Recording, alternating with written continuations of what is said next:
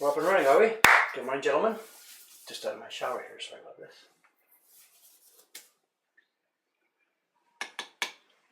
A bit of a new view here. Trying a new camera angle today. So many complaints about last time I was up here.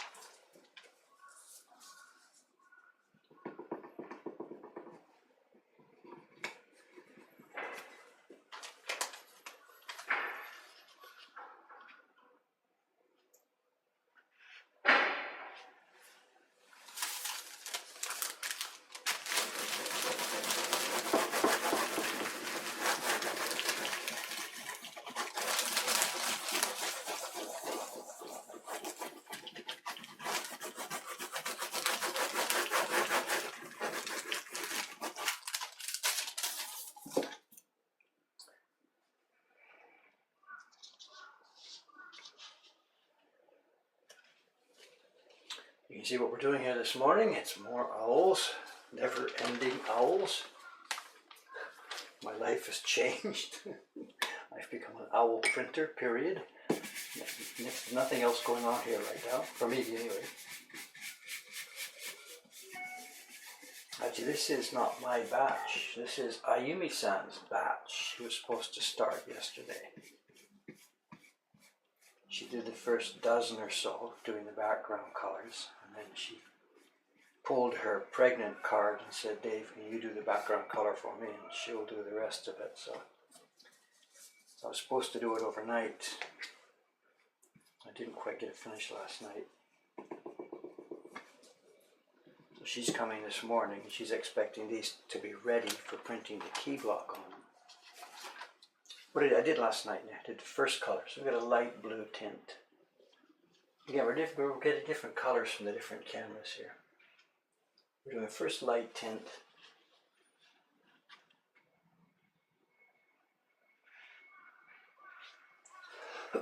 Excuse me.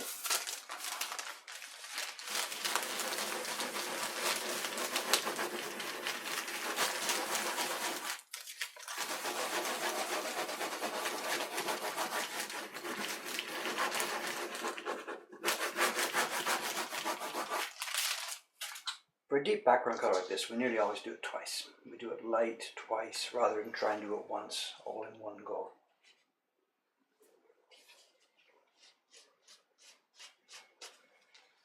There's so many defects in the paper here too. You know. Look at this. If you see this stripe, where am I? Gotta get used to my camera angle here.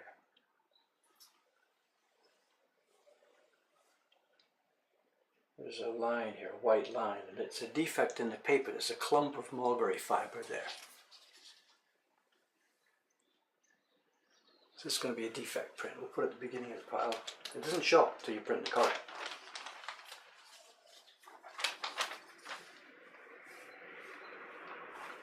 If it had fallen in the moon, wouldn't be a problem. It didn't, so it is.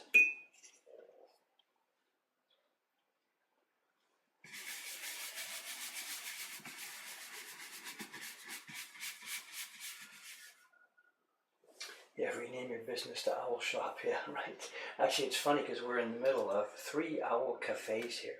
Literally 3. We're in a triangle with 3 owl cafes.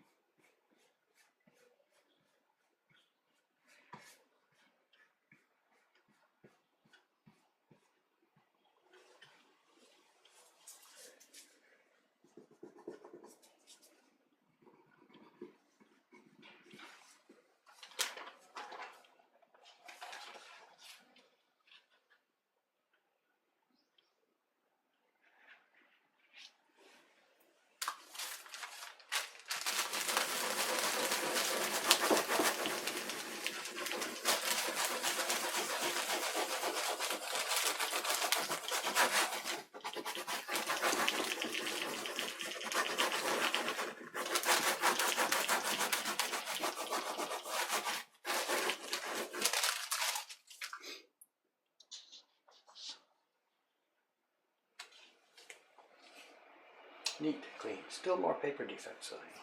There's none of them that are perfect without it. Really waiting for our new paper maker to come online. First batch should be through end of December sometime, I think, if all goes well.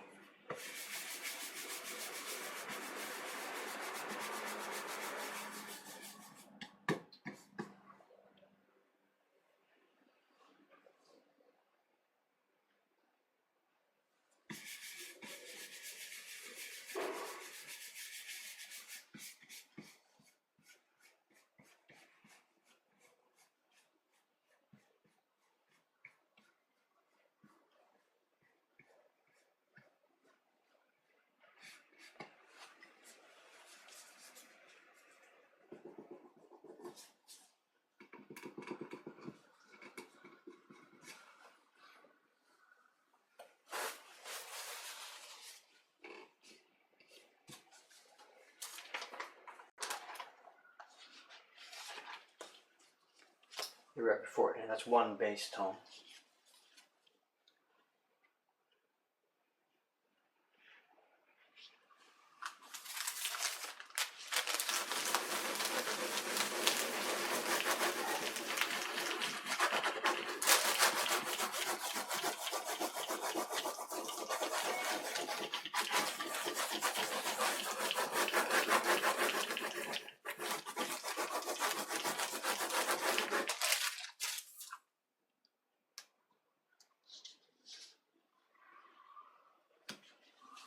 And here we are with the second tone. Nice rich deep color. I was just going to pop right in there.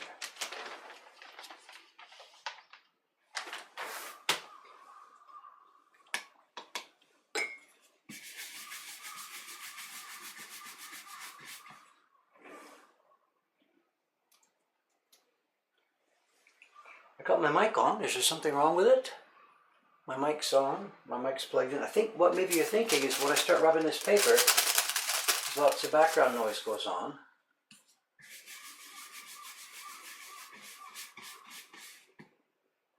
Other than that, I'm not doing anything different with the mic at all.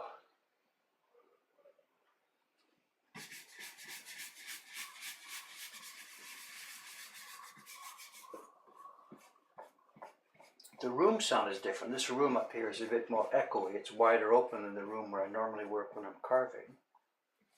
Perhaps the audio is different because of that.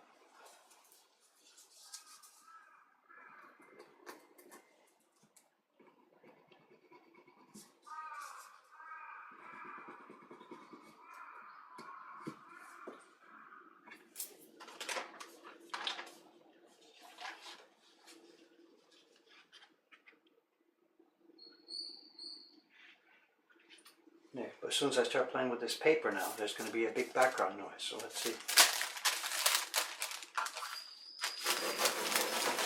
Testing, testing. 1, 2, 3.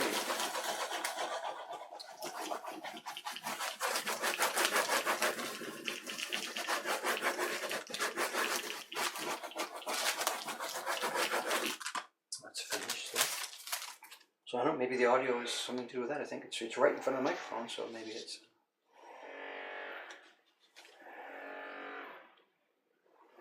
Nice, I'm happy with these. They're already sold. So many orders are coming in now. The orders are running ahead of me. So everything we're making now, everything we're looking at here is already sold. We're trying to keep up with it. We have no idea how long this is going to go on for, when it's going to peak. This is still just early November, so we'll be sending another mailer out maybe in the third week of November, warning people that the post office deadlines for Christmas delivery are up upon us. So this can't go on for much more than 3 weeks before we run out of post office time. So.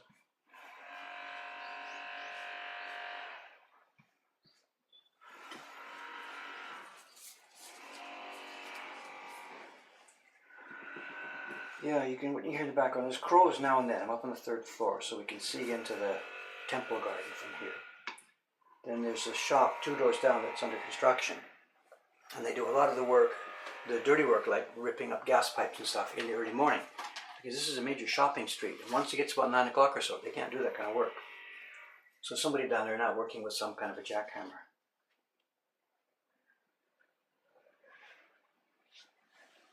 Quiet now that I've mentioned it.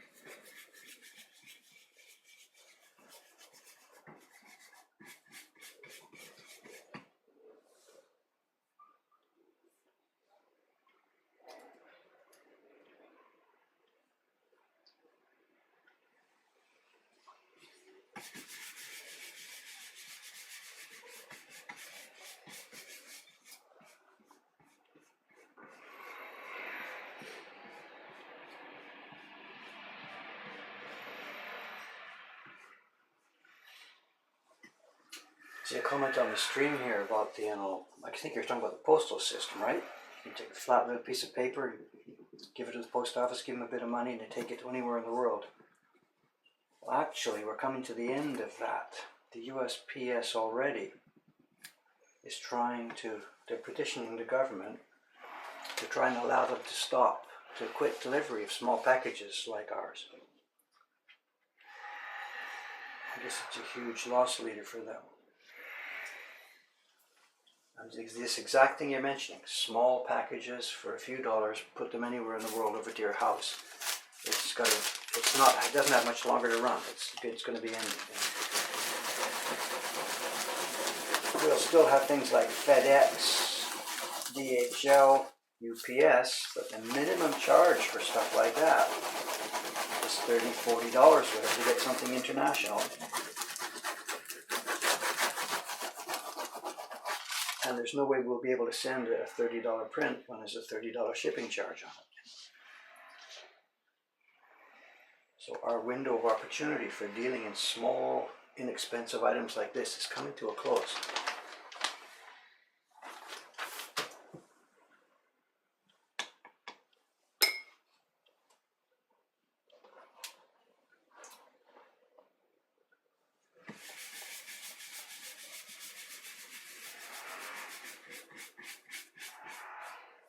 There's a hair on the brush there. Mine, I think.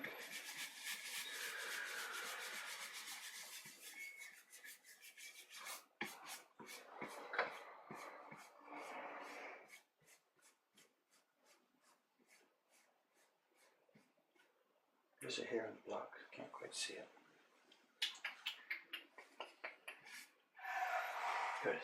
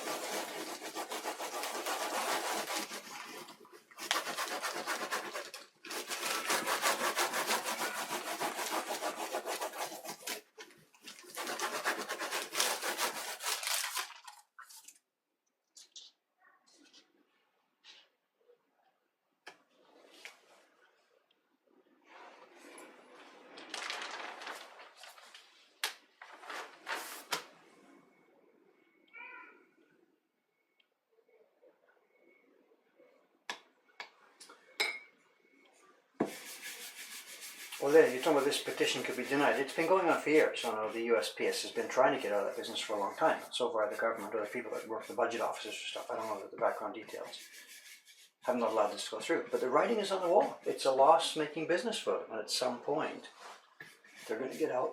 They're going to get out of whatever kind of business is losing money. So at some point this will finish in America first, and then perhaps in other large countries, small European countries, Holland, whatever, it's no big deal. They're small scale enough to be able to do that. But a country as big as America cannot afford the infrastructure to deliver these little packages to every little town and backwater. So maybe it'll be the countryside that drops out first, and I can still deliver to New York or Boston or whatever. We don't know how it's going to play out.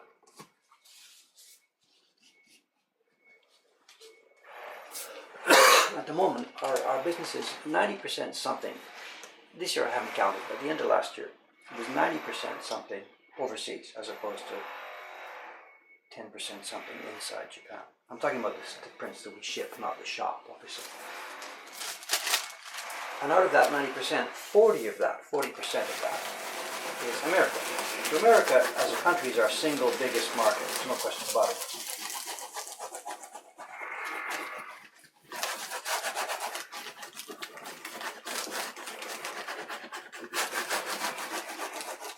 And beyond that, it's the English-speaking world, Canada, Australia, stuff like that. And then Europe. Of course, Europe is big too. So maybe it's whatever. It's America 40%, Europe, Canada, Australia 40%, and then the rest of it is scattered all over the place. Literally all over the place. Get too much paste on the edge of that one there.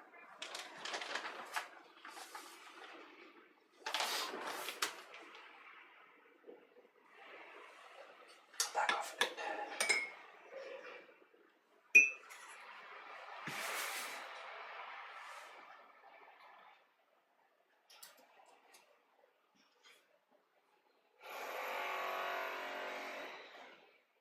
Yeah, the background, the reason I'm using this is this paper really is very soft and saturated. I'm using a pretty strong barren to try and get good color. And we could probably get away with it, but the other things too is the barren also tends to leave striation marks in the finished pigment. And keeping this paper in here is going to help minimize that.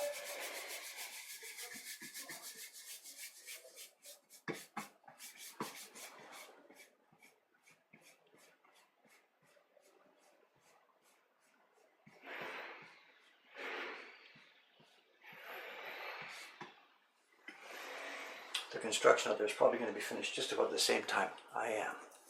When the shop's open. That's why he's doing it early, before the street gets busy with shoppers.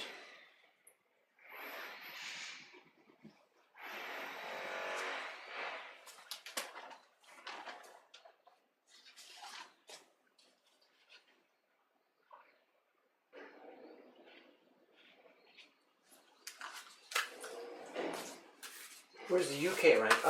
I don't have it done by country by country by country. All I know is that America as a whole is our single biggest market, if that's the word you want to use. And behind that, as I said, it's places like Europe as a group, as a whole. For the print parties here, it's a bit of a different story. America is still number one there, and number two there is clearly England and or Australia.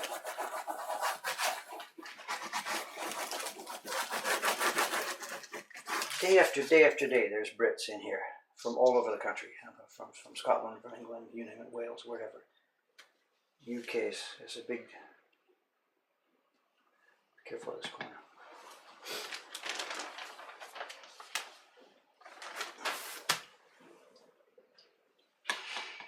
These young couples from the UK, maybe they're in their late 20s or 30s or somewhere around there.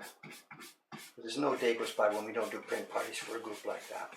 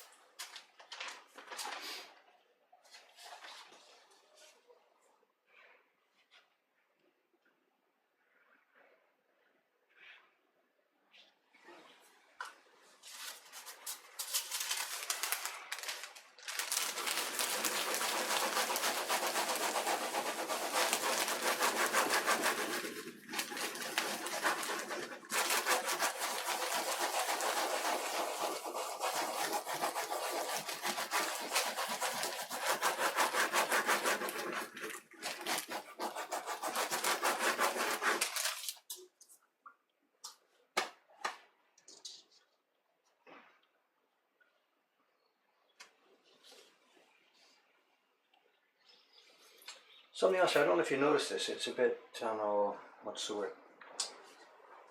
A bit delicate, you wouldn't notice it. When I was doing the first half of this last night, I put the paste on, put the pigment on, I brushed it with my brush. Then the final strokes, this is last night when I was doing the base tone for this blue, I moved my brush at an angle about like this. I tried to move the brush as lightly as possible to minimize the brush streaks and strokes, but there still are inevitably some brush strokes. But you see what I'm getting at? We're not moving straight across, we're moving at a slight angle up like that. This is what I did last night. This morning when I'm doing the second impression on top of this, I'm mixing the pigment and paste and I'm moving down at an angle slightly like this. So the two impressions, they get angled, just a slightly bit different, those lines. And it means in the finished print you're not going to be able to see them. If I did it one way this, you'll see a crisscross pattern. If I did it like this, you'd see a crisscross pattern. But if I did it just barely off,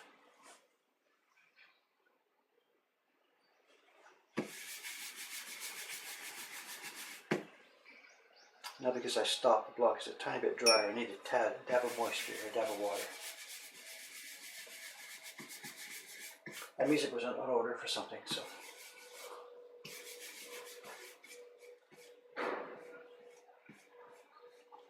So here, these strokes are just finishing tapering down to my bottom left, whereas last night's strokes tapered up to my top left. I mean, ideally there are no brush strokes, but there's ideals and then there's the real world. I should use a Sugasan spoon, I guess, but whatever.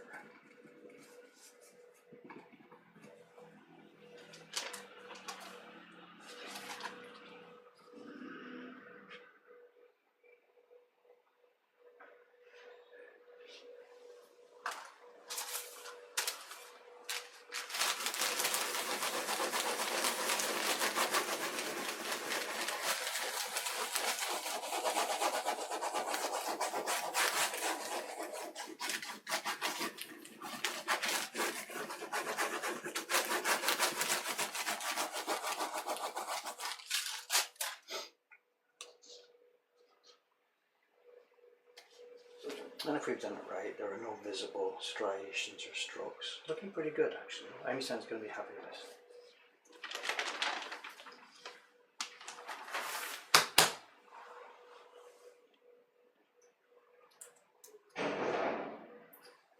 Sounds outside near the construction, sorry.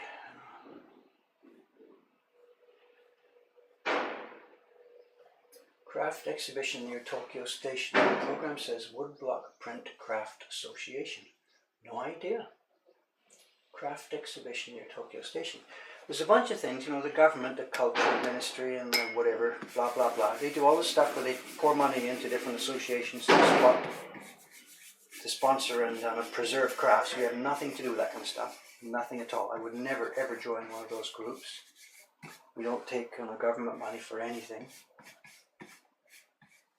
I would never ever do that. So what it probably is there's a thing called the Kumiya, the Craftsmen's Association. I joined it many, many years ago. Carvers and printers have a work sharing kind of, what's the word? It's kind of not a union, that's the wrong word. It's whatever, just an association of the craftsmen. And once the business started dying, they made this association so they could share work. This is going back in the post-war period, 50s and 60s. And they've got one called the Association for the Preservation of Traditional Carving and Printing, and they suck money from the government all the time. We have nothing to do with that stuff. We're too busy making prints and selling them.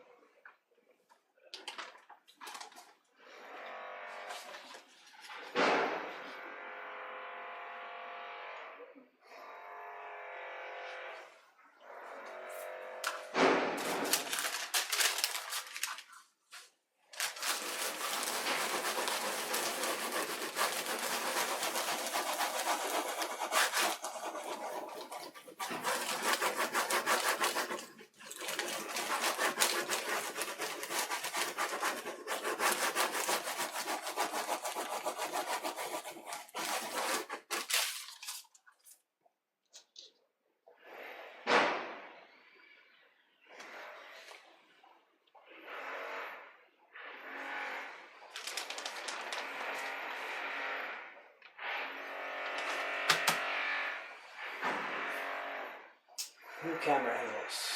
No, it's not a press, it's construction. There's the building 1, 2, 3 doors down from us. It used to be a tax accountant. He closed just about exactly the same time we came here. Maybe he died, I don't know, I never met him, I just saw the office. So it's been closed and shuttered for 3 years. And they seem to have worked out.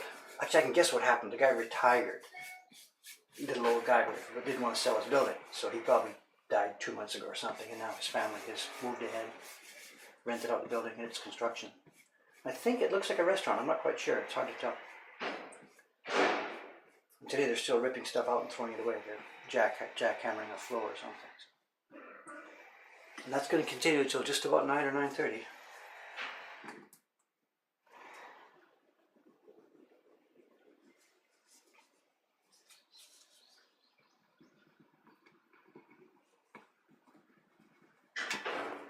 It's a long weekend here in Tokyo, in Japan. Yesterday was the holiday, Culture Day.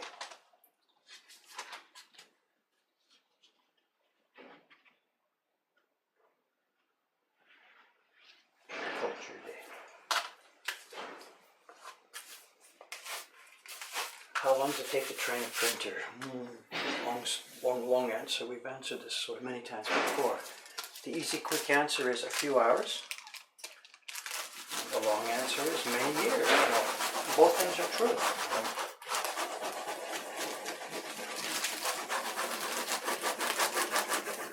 In the old days, workshops were print shops. I'm talking about the Edo era. A woodblock printing workshop was the neighborhood printing business. So they didn't just print wonderful ukiyo-e prints that you see, Different shops had different levels of work. And they printed everything from food wrappers to books to prints to sumo wrestling programs, you name it. And some of the work was very, very simple. Food wrappers, whatever. 1 color, 2 colors, dry paper. You could learn it in a few minutes. So there was work for beginners, and there was work for very accomplished craftsmen. So the question, how long did it take to train a printer? Literally the first day, a boy could be doing productive work and getting paid for stuff. Wouldn't get paid an awful lot for printing food wrappers, but he could get in there and do something. Then the next week, the month, the year, whatever, as time goes by, he developed skills. He would have been given more extensive work. There was a huge ladder that people could climb as high as they wanted to. And that's all gone, of course. The printing business has nothing to do with this anymore. So all the core of the work disappeared when the printing presses arrived in the late 1800s. Our problem now is the only work we have is difficult work. So it's nothing for beginners to actually do. This is one of the things we're trying to do here at Mokuhankan, is create levels of simpler work.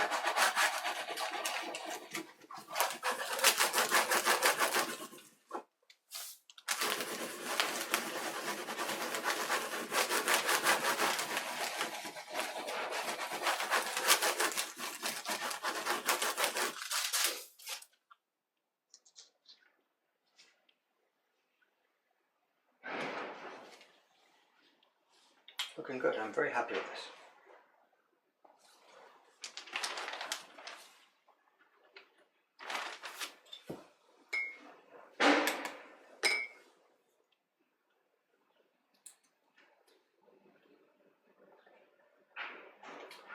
The print benches are on the floor and the legs go into a recess. No, we built it. We raised the floor. I know the traditional way is people sat cross-legged on the floor, and it's simply too hard on the body, and it's actually not necessary. Some of the more other printers, Nubabe-san, the guy who does some printing for us, he stands up, and that's difficult. It really puts strain on his wrist here because he stands up and then presses down. So we do this a different way. We've raised the floor about 9 or 10 inches, and we've dropped a hole into it, which allows us to go down to the concrete base. And I'm sitting here just now with my legs going straight down. And Aimi-san's got a little, I'm at Aimi-san's bench now. She's got a little tiny hot carpet at the bottom there for when it's going to get colder in January and February.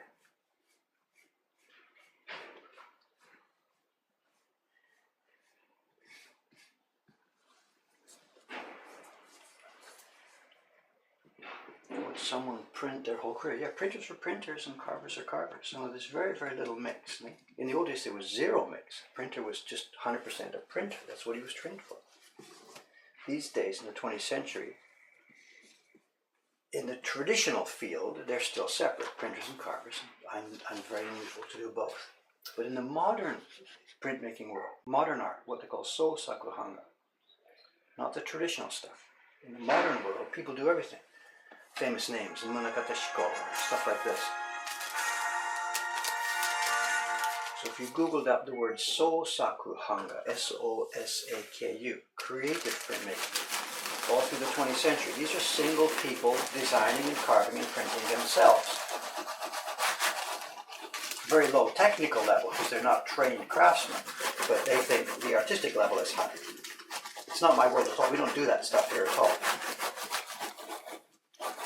We are the Dento Hanga, traditional Hanga, and those people are So Saku Hanga, creative Hanga. Yeah.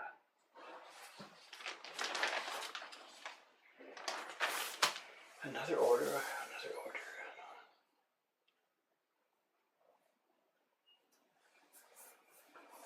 I heard you have an ebook. We do have an ebook. Chairs don't work. Chairs just don't work. I don't know how to describe this. I'm on a solid.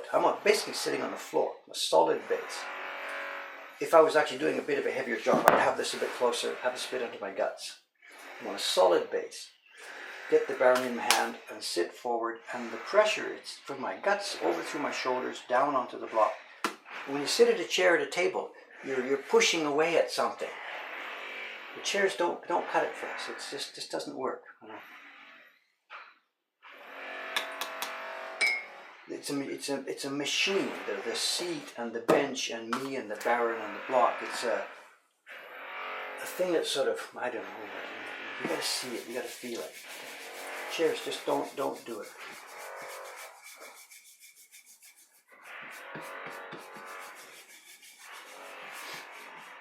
I'm missing stuff here, whatever. Stuff. I don't know, this conversation's going on here that I'm missing, I'm sorry. Ebook. We do have an ebook. Mokuhankan.com. If you look in the catalog section, you'll find an ebook. I did it, I don't know, was it 10 years ago now or something? The idea being as an introduction to people who would like to get started. It's a straightforward, quite simple introduction to the basic concepts of what this is all about. It's called Your First Print.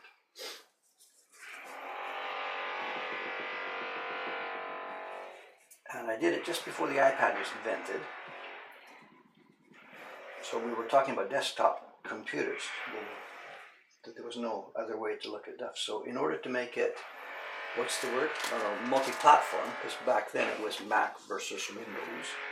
So I used it's a multimedia flash system. It's a PDF file with media built into it, video, audio, enlarged pictures. They're all built into a single PDF file. And on a desktop machine using Adobe Reader, it works great. You put it full screen on a Mac, and oh my God, it looks fabulous. Movies are inside, how to sharpen, how to cut, how to do this, how to do that. The problem is that everybody these days, when they see it, they want to work it on an iPad. And because it's flash-based, of course it doesn't work at all on any iPad. You can read the thing, the PDF file works, but none of the embedded media works. But if you're still archaic and using a desktop machine, it's a ton of information for next to no cost. So yeah, look it up.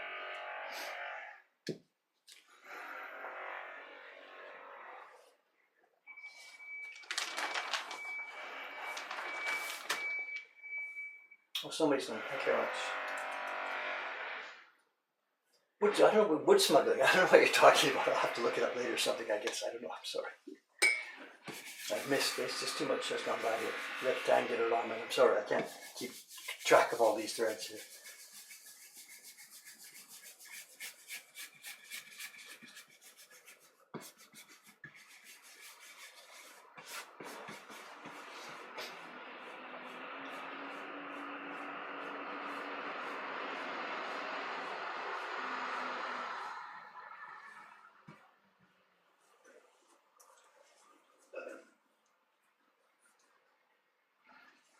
Francis Hunger.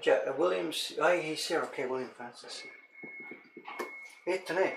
William Sam, Francis Sam. You're talking about wood, right? Getting wood. Is that the point of the conversation there? Hey, today. Whatever. I'll talk here in the thread or email later on. I chatted with you, or did I chat with you earlier, about the young guy in France, Jocelyn Gallon. He is now, he and a buddy of his, I guess, they are making their own cherry blocks, like we get from Matsumura. It's cherry on the outside and plywood bonded on the inside. He sent me some photographs of some they had made. So I don't know if they're going into production, or if it's just for his own use, or if it's for a test or whatever. I have no idea. But it could be that maybe they've got something going, and they might need, like, orders and stuff to start getting it up and running. So get in touch with them. If you don't have his contact information, send it. Ask me later, and I'll give it to you. Francis Gallon, no, not Francis. No, Jocelyn Gallon, Gallon. And I'm not telling you he can sell you wood. Maybe he's just got enough for his own purposes. I don't know. But the pictures he sent me look good.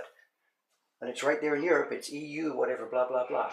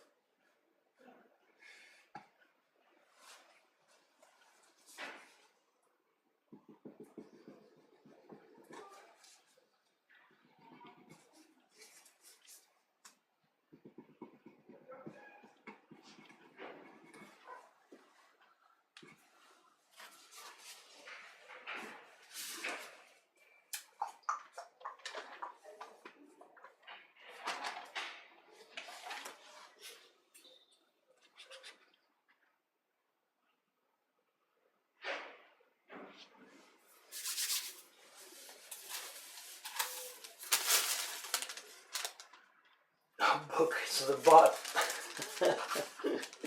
We have a bot selling my book, do we? Thank you.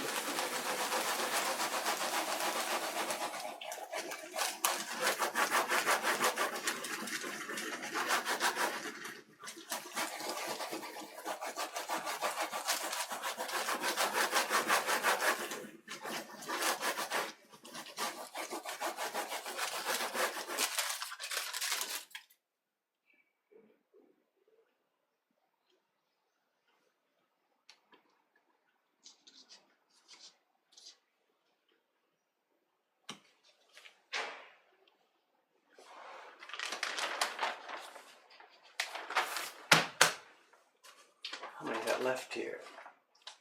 What we're going to do is, after this, what is there left here? 1, 2, 3, 4, 5. There's 5 sheets left.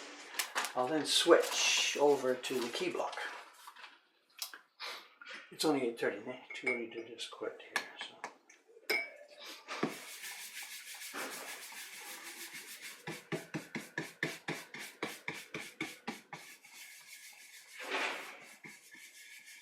And this is another batch in here.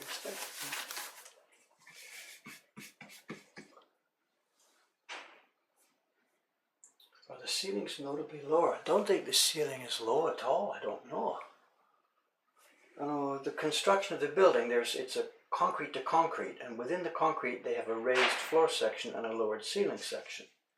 So the structure is about 2.5 meters of height in each floor. It's very, very old-fashioned.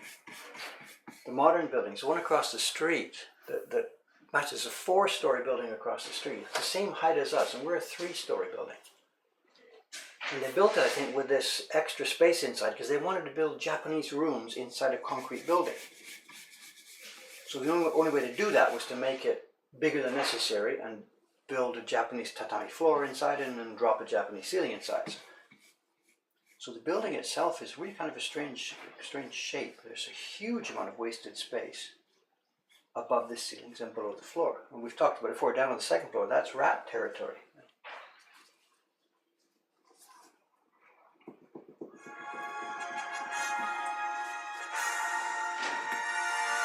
Another order. Might I guess that's perhaps an ebook order coming through, I guess, given the conversation here. Thank you if it is.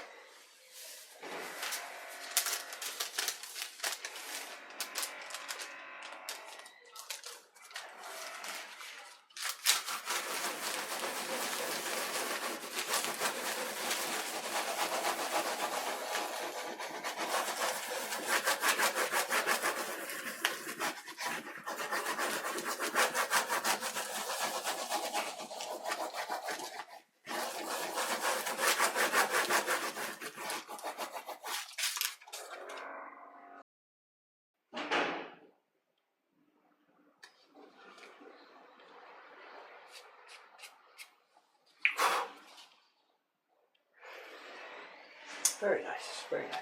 So pleasing, you know?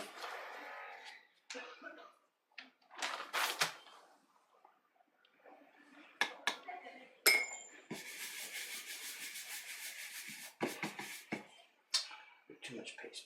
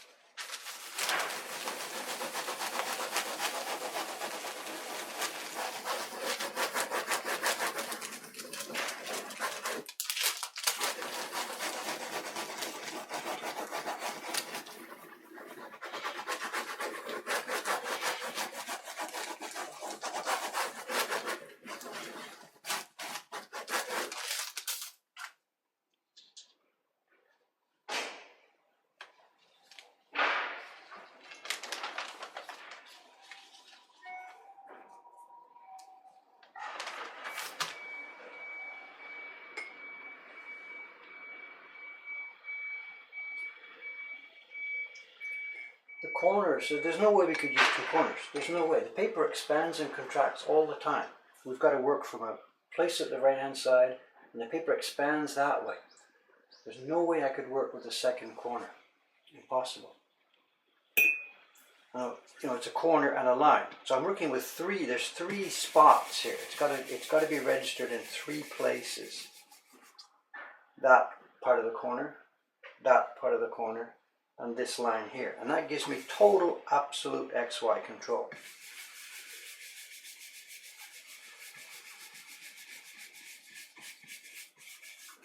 But because the paper's flexible, we can't work with a pin system, left and right, pin it in between.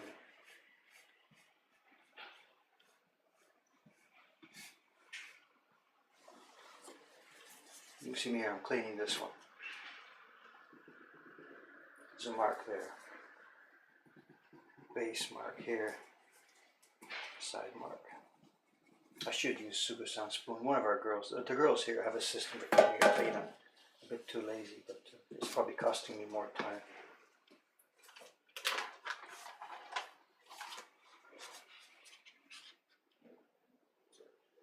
There's a spot on the back of this one. I'm not sure if it's visible on the front. We'll see.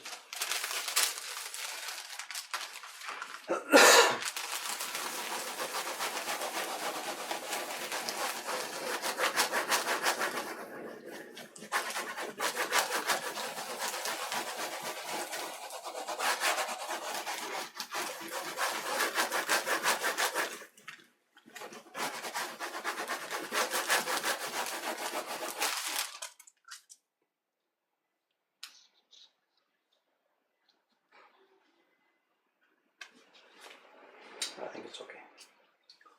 Very nice.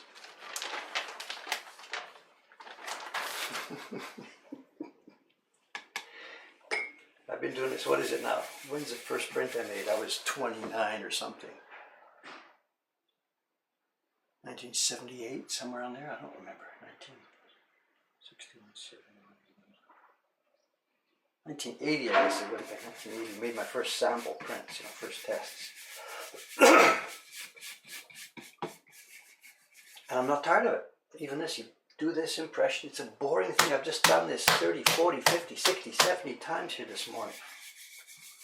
And it doesn't matter. Every time you pull the paper off the block, it looks cool, Whatever.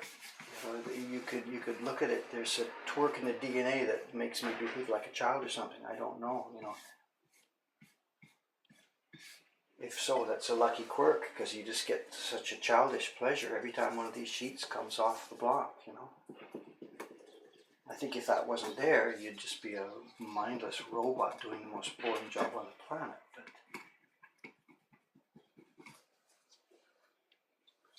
But it's still fun. Every single impression of every block, it's still fun.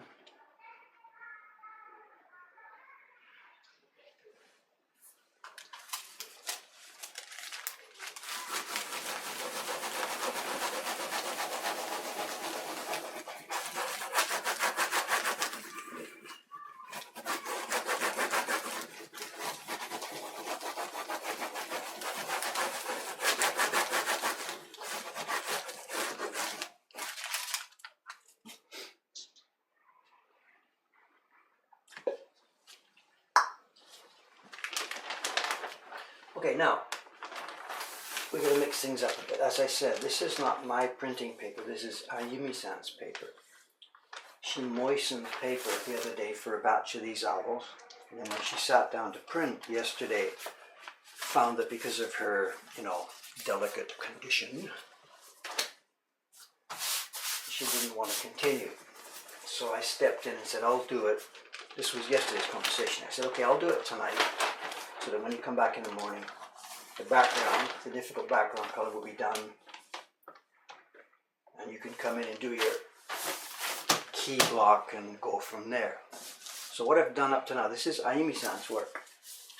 My own paper is waiting for me. So what I'm going to do right now is unclip my mic.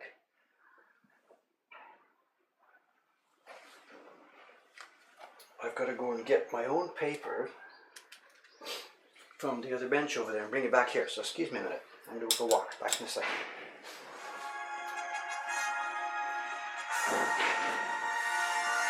Yoisho.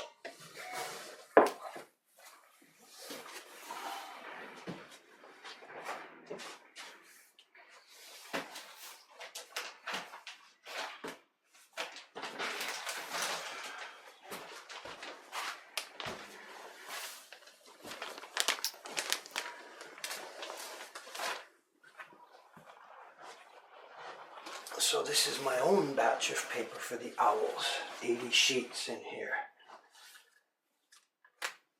We should rename ourselves to the Owl Factory clearly this month. Now let's see what's in here. I moistened it yesterday, but I haven't really had time to check it and look and see what's happening.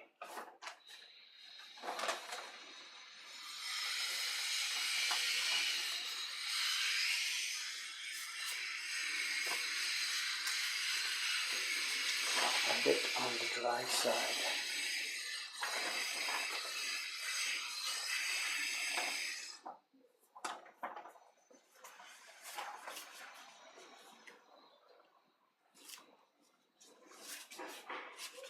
It's a bit on the dry side.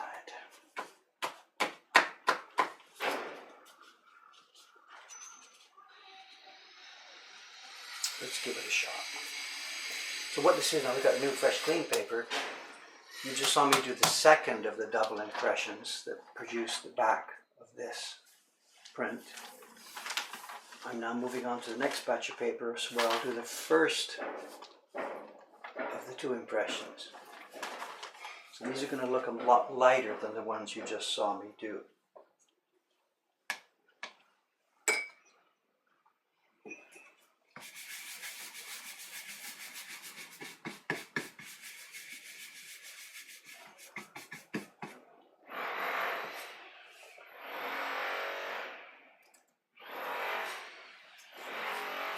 Again, for people just joining, sorry, there's construction down the street here, 2-3 doors down, which will probably be finished. It might be finished at 9. I don't know. It depends what they're calling for their own, I don't know, deadline. 9 or 9:30.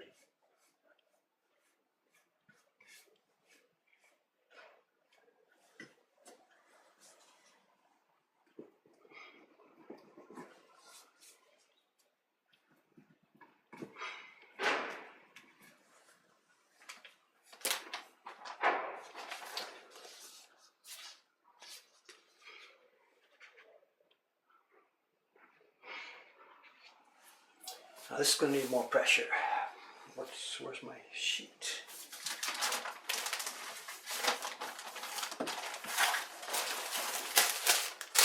It's more pressure because it's, just unused paper.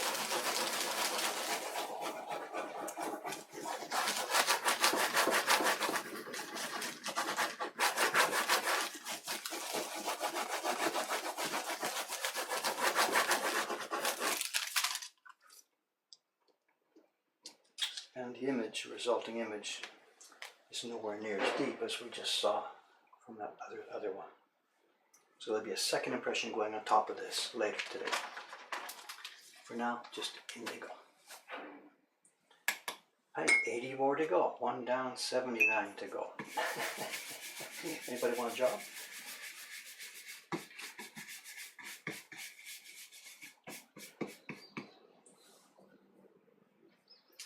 The wax sheet, it's just protection. I'm using a very rough, very strong barrow, and the paper is moistened, quite soft. Just an extra bit of protection. We don't always use this. When I do the key block, for example, later this morning, it won't be there.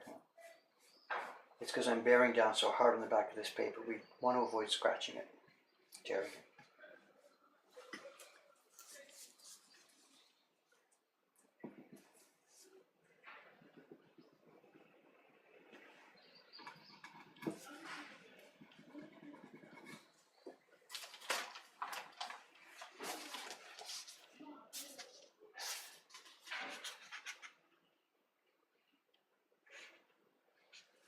I don't really know what we need it, Yeah, it's a bit too stiff, so.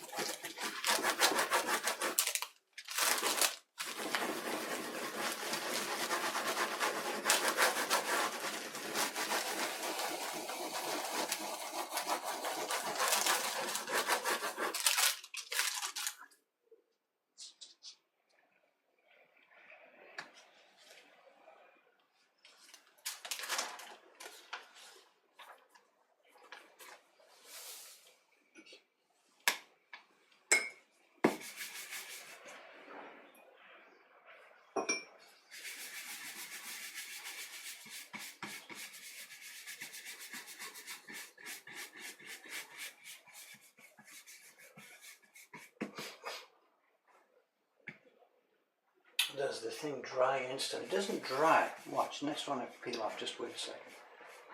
This is something we really enjoy showing to people in a print party. We pull the first impression while they're watching on wet paper with wet pigment.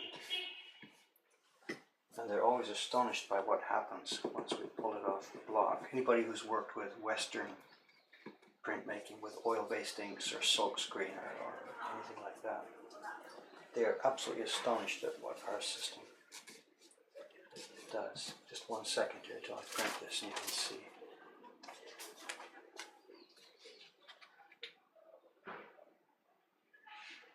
Sheet of lightly moistened paper onto a block covered with paste. A wet block, a totally wet block covered with paste and pigment.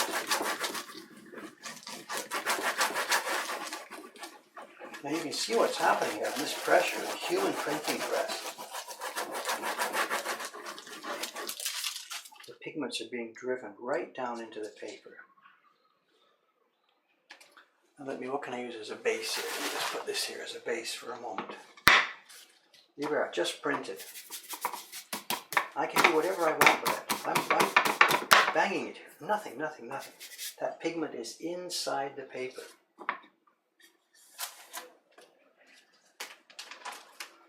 We do that on the print party. I take a print that I've just printed seconds before and smack it on the wall and then rub. And people are like, what's going on? What's going on?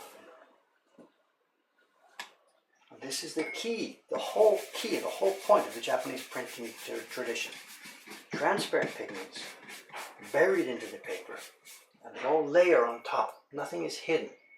You put a pigment down, something else goes on top, you can always see the pigment below it. We can't print on A4 paper, nothing. Like, I'll show you, I'll do one.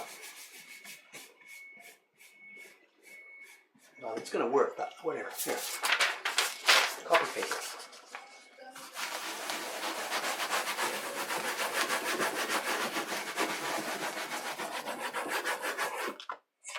It'll work, it shows it, it's a thing, but it's not inside the paper. You can't layer. Look already, you can see what's going on. It just sits on top of the thing, nothing on the back. The way they make the mulberry papers, it's all these mulberry fibers all tightly locked together, and pigment goes inside those fibers. And you can print again and again and again and again on top of them.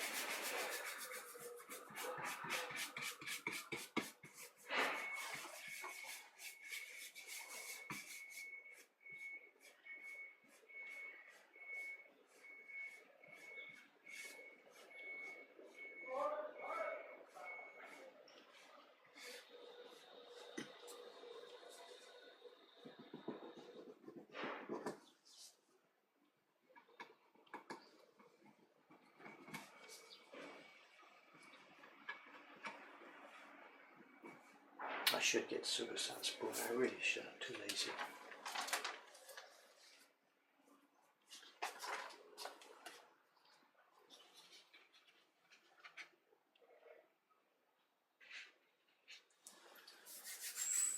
No, remember that I've made the paper wet. This paper, the Japanese paper I'm using here, is already wet. Not wet, it's already moist. So it's already expanded. It's already stretched out.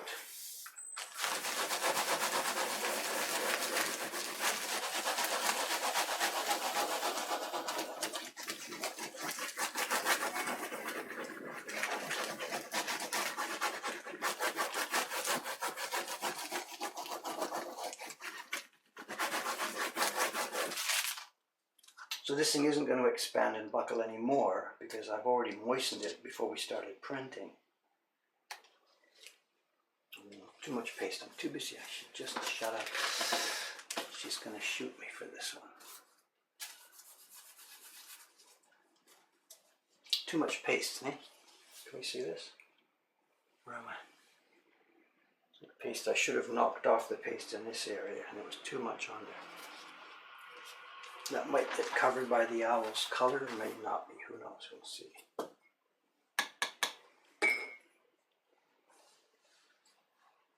Yeah, the copy paper I just did. Of course, we're just when I was here yesterday. Where's the bunch of sheets here? So when I was here yesterday, mixing color. Oops, too blue. You know, I'm just using this paper just to slap on to find out what I'm doing and where I'm going. But you can see it doesn't work. It doesn't work for making prints. So even if I moistened it, pre-moistened it, it doesn't work. It doesn't have the body. There's nowhere for the pigments to go inside it.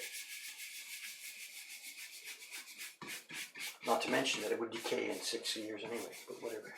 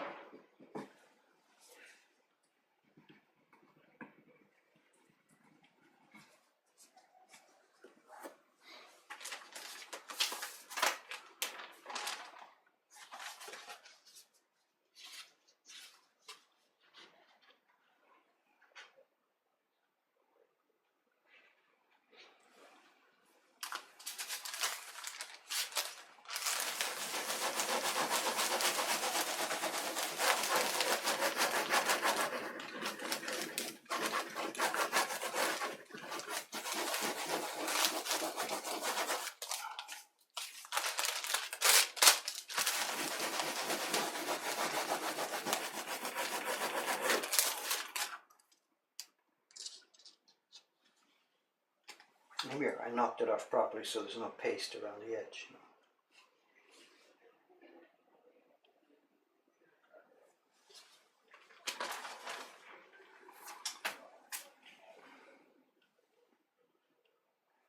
Yeah, if so, a right-handed person, they have to be careful the other side. So, I mean, each person, obviously, they print the block.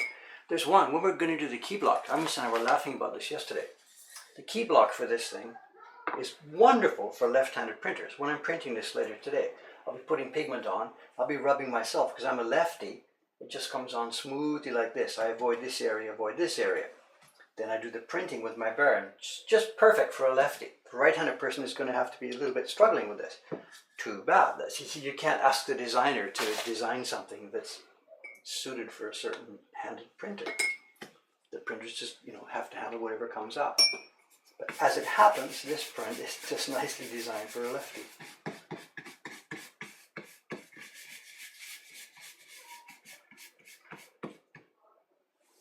If you use the Japanese paper design, so what would happen one, the pigment wouldn't go inside the paper because it's too dry and hard.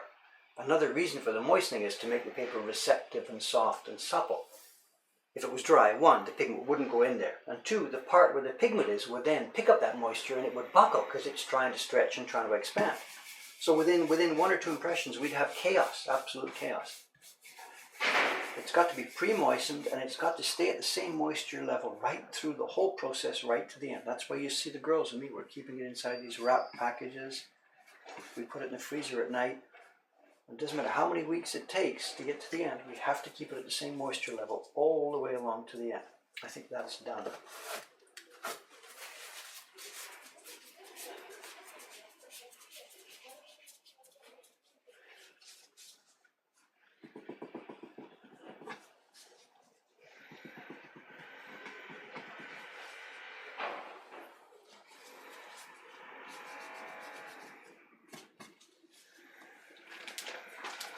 Moisture control. That's what our job is about, period. William's on here, he's still, in his early stages of learning about this printing. This is the one that he's going to really, sorry to talk about you, William. This is the one he's really, really going to have to get a handle on. Nothing else. This is important business.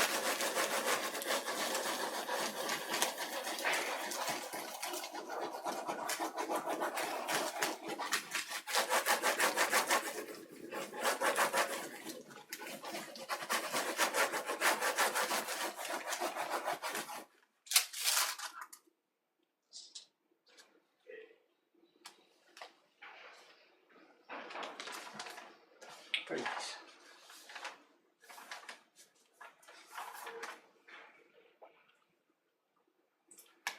How to keep the moisture in the old days? No problem. It's cloth. No, they would just have cloth wrappings, and we've got our water bucket and our brush handy all the time. We don't need the plastic, and in fact, a lot of guys still don't use it. For us, we use it because it's much easier at the end of the day when we throw stuff in the freezer. But no, just soft cloths, moisten during the day. Just dip the bucket, moisten as it dries out. Dip the bucket, moisten as it dries out. You don't need plastic.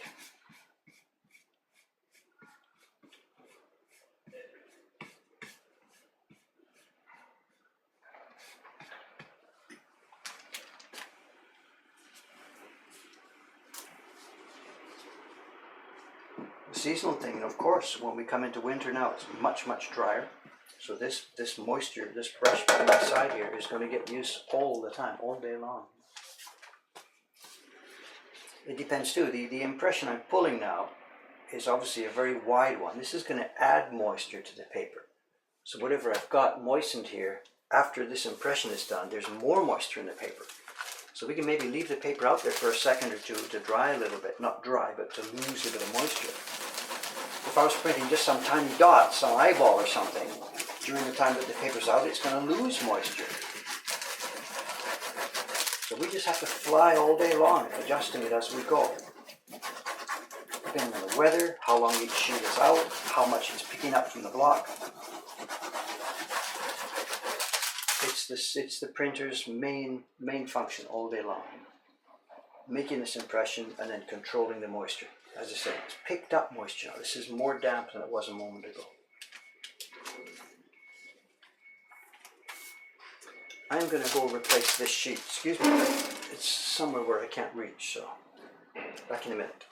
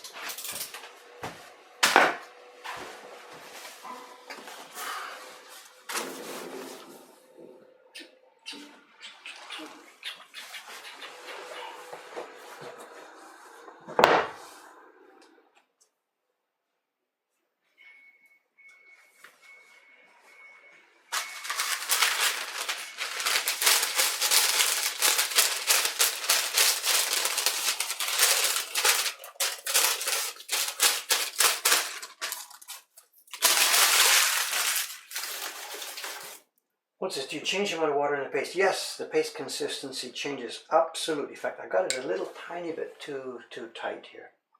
A bit of water in there wouldn't hurt. This is flexible and variable totally, of course, as well. And then again, too, the amount of water that's in the paste, that's in the pigment. Everything is flexible. Everything is adjustable.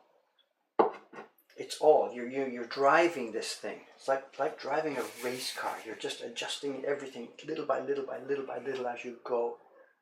And because I took a break there for a minute now, the block started to dry out. So I'm going to have to touch it with water here. I've got a water bucket.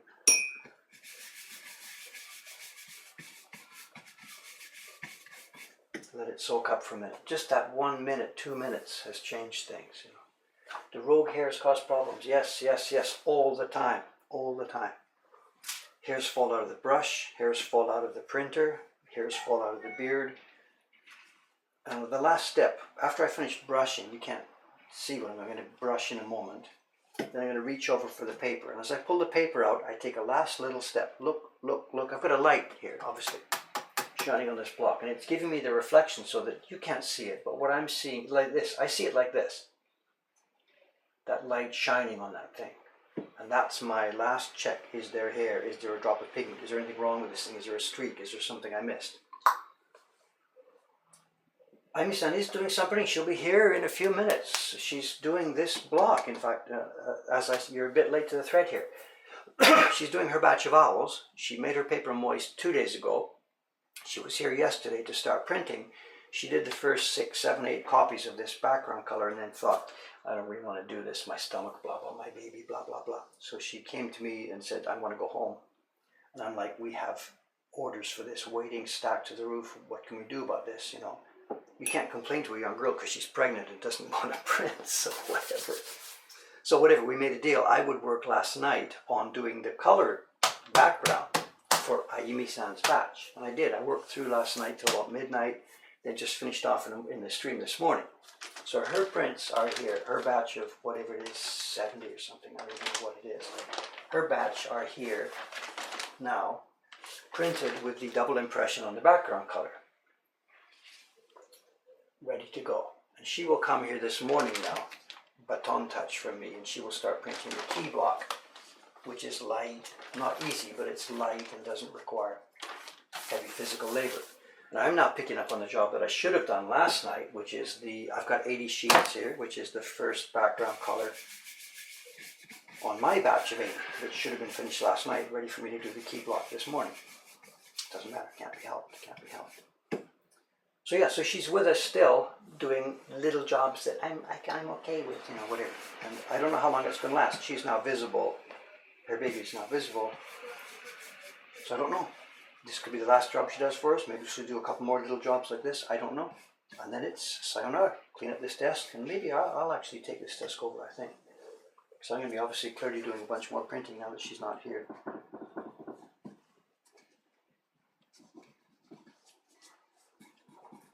So she dropped last month from being our most highly paid employee to being our least highly paid employee. Not counting me. She's okay, she's happy about this, you know.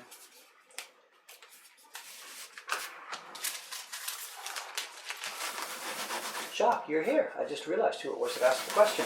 Nice to see you again. I've got a bunch of emails in my inbox from you that have been ignored. I'm sorry. You sent me some images, and then it became October, and you know where we are, and I'm sorry. I haven't had time to look at what you've done and even bother replying. I'm sorry.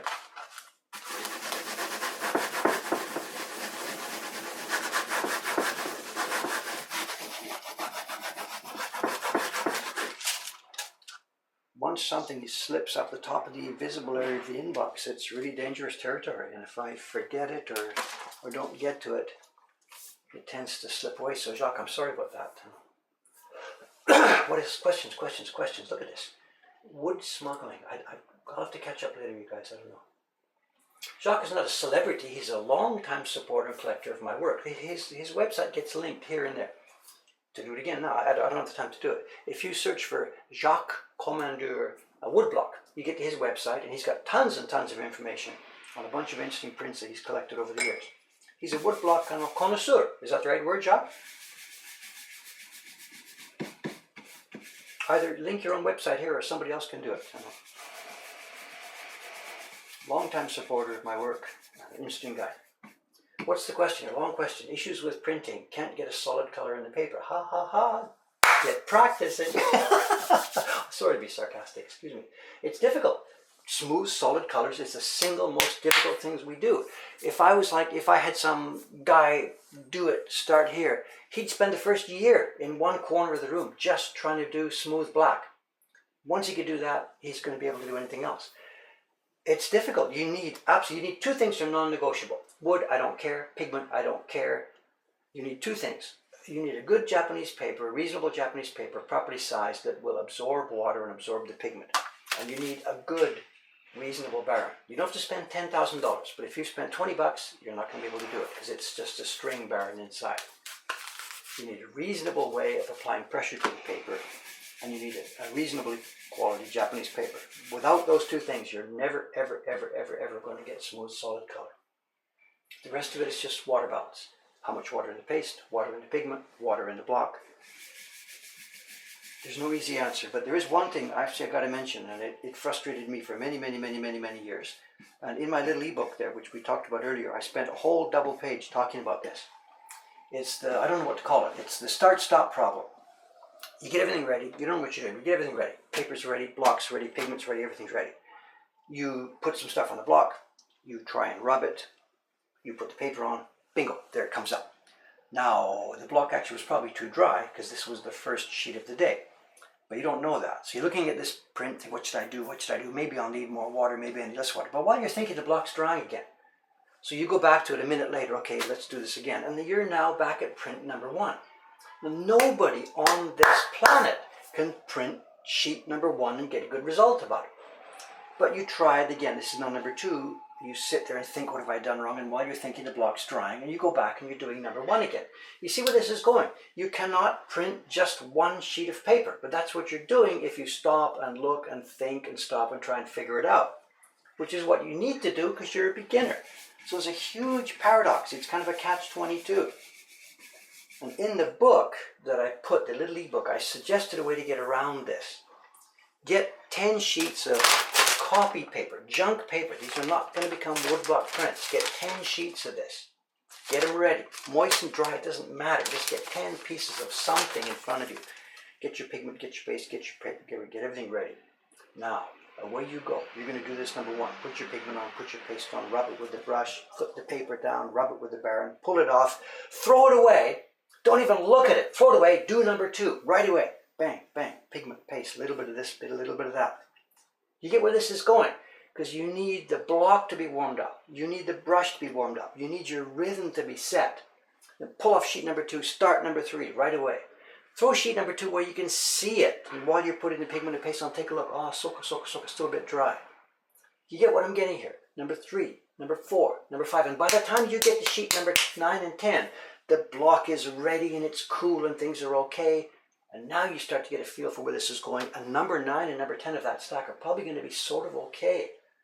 Then sit back, let it all dry, and do a what do you call it when do an analysis of what you've done. But the point being, don't stop. You can't stop. Everybody needs to stop to think, what did I do? How should I change this? What should I do next? And as soon as you do that, you're dead in the water. Print number 1 is always garbage. It's always thrown away. You must make a bunch, even if you don't know what you're doing. So we're not talking about using Iwano-san's Living National Treasure paper. Do those tests with any piece of junk crap that you've got in the house. My God, it took me years to learn that. There it is. There it is. There's probably nothing I could say in all of these threads about questions, whatever, that's more important than that one. Jacques is here, is he? Got his page linked? Somebody? Very nice. Ting ting. It's not just the front page. You'll dig around Jacques' site. He's got a bunch of interesting prints in there. He's got a really interesting section where he took a Hokusai book and took it apart and found photographs of the contemporary locations and stuff like that.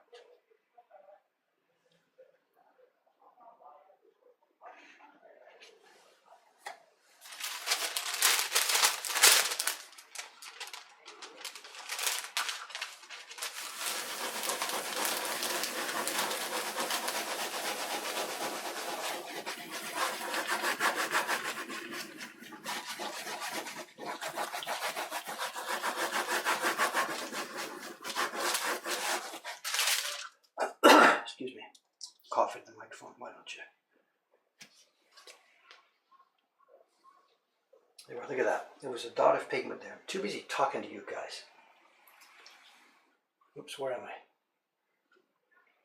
Yeah, dot of pigment, which I should have noticed. If I'm lucky, it'll be covered by a piece of leaf. We might be okay on that. If I'm lucky, that's no way to run a print studio, but whatever.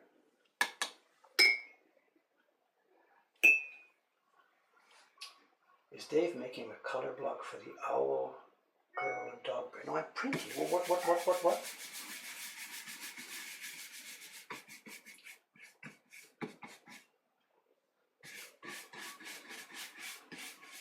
This is the owl print. The print that is going to look like this. I'm printing the very first base tone of it. 6 impressions on this print. Base tone gets 2 impressions, then the owl feathers, and then 3 impressions of color tones for the owl and the leaves.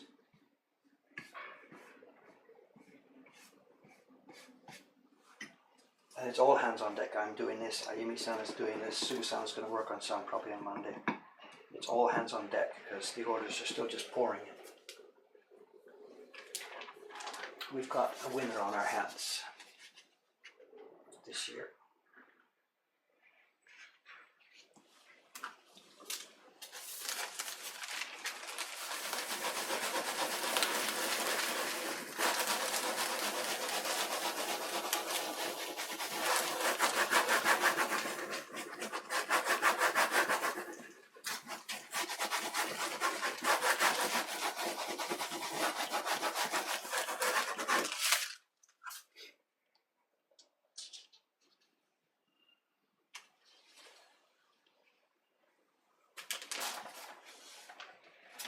These are too light, of course. This is the first of two impressions here.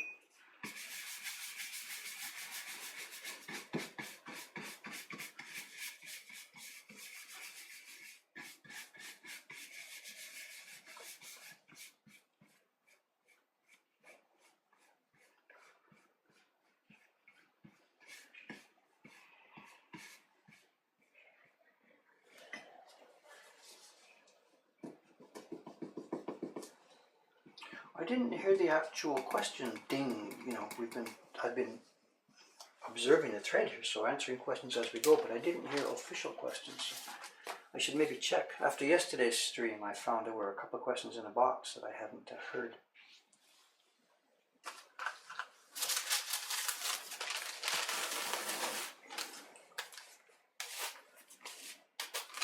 What's time? 9:25. We're going to be out of here pretty soon. I can't hear the bell and stuff from up here, so I hope. Who's on duty today? Kawai-san and Matsumura-san.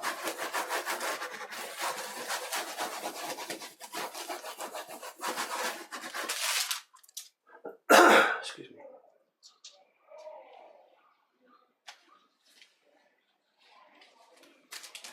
So I better get down there. There's a party at 10. Organizing. What have I got left here? Oh, there's one sheet left. Okay, that'll be it, I guess. We are. It's 9:30. So I should get to my duties down in the shop. So last sheet coming up here. And as usual, I'll recap where we're going with all this. It's Saturday morning here. There will be no stream tonight. There's no way. These are just inconceivable Saturday. So I'll be back here again tomorrow morning. And what I'll be doing, I'll either be over at Suga-san's bench next to it here, printing my, continuing this batch. I don't know what stage I'll be at. I'll be printing the background color still, or I'll be printing the key block or whatever. So tomorrow morning is probably another printing session with me over at the next bench, continuing these owls. Or I may be back at the carving bench downstairs because I still haven't finished carving those color blocks for the New Year's card. Or I will be carving the first print in next year's subscription series. One of those three jobs. That's what I'll be doing tomorrow morning. Same time, same station. Always assuming I live that long.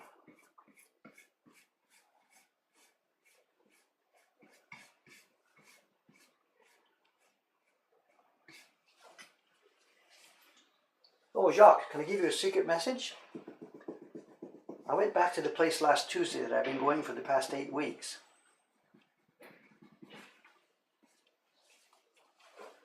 She says, clean.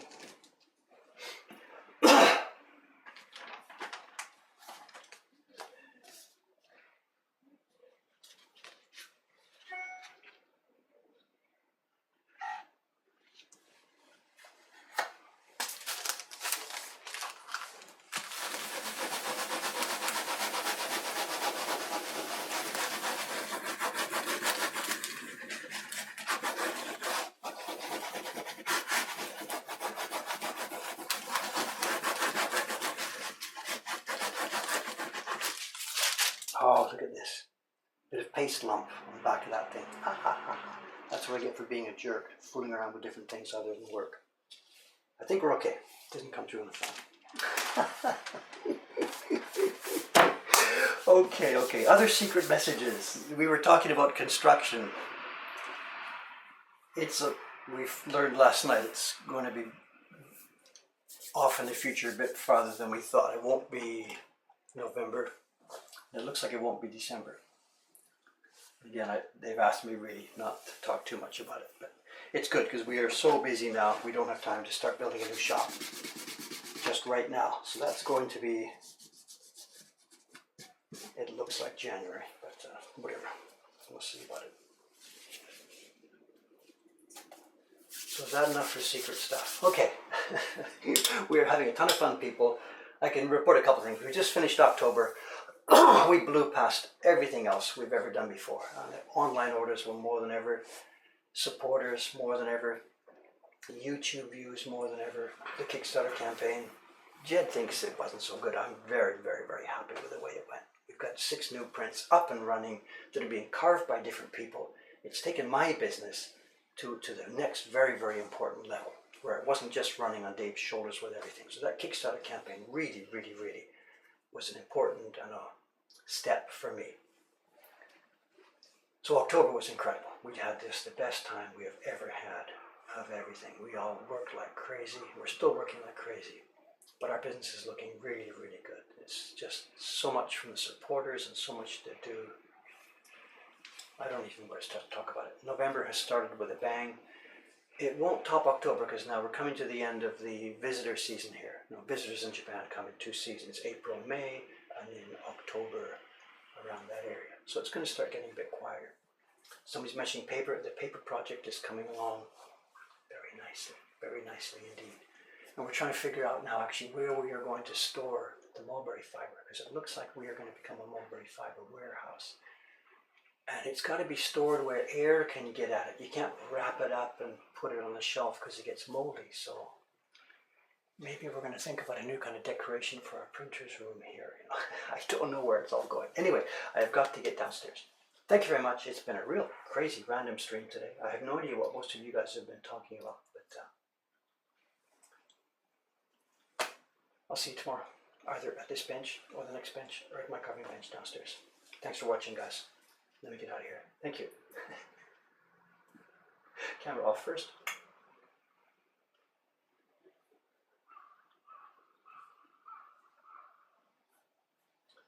And then stream on. Thanks again. See you tomorrow.